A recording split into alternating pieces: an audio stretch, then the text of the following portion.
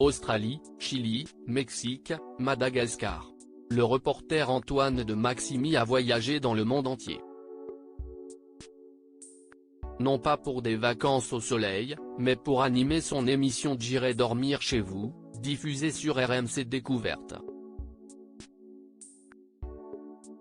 Après plus de 20 ans à arpenter les routes des autres continents et à rencontrer de nouvelles personnes, l'animateur garde en souvenir des drôles d'anecdotes.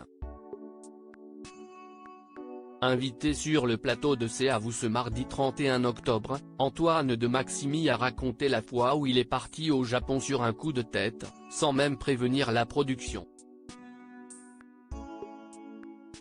La chaîne à l'époque, c'était Voyage. Et il croyait tous que j'étais au Maroc, se souvient l'homme de 64 ans. Mais comme j'avais peur que ce soit le dernier puisque puis qu'il venait de se faire racheter par National Geographic et que je n'étais jamais allé au Japon, je suis parti au Japon sans leur dire, explique-t-il. Une décision qu'il a regrettée les premiers jours. Et là, je me suis dit que j'avais fait une grosse erreur, parce que je suis sorti dans la rue, et là. Rien. Impossible de parler aux gens, impossible de lire quoi que ce soit. Les gens ne parlaient pas anglais et encore moins il y a 20 ans, ajoute l'invité de C'est à vous. Antoine de Maximi, l'erreur de ma vie face à cette difficulté, Antoine de Maximi est certain d'avoir commis l'erreur de ma vie. J'ai torpillé la série, glisse-t-il à Anne-Elisabeth Lemoine et son équipe. Jusqu'au moment où il découvre un mec complètement paumé dans Tokyo. On voit sur sa gueule qu'il est désespéré. Je rigole en le voyant.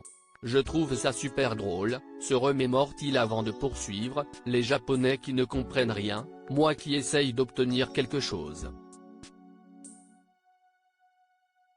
Et ça me motive parce que je me rends compte que je fais quelque chose qui est bien. Et le journaliste ne s'était pas trompé.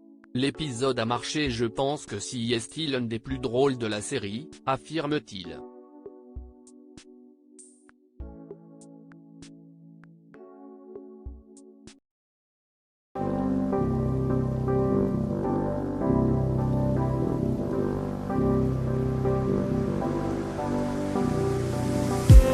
I just need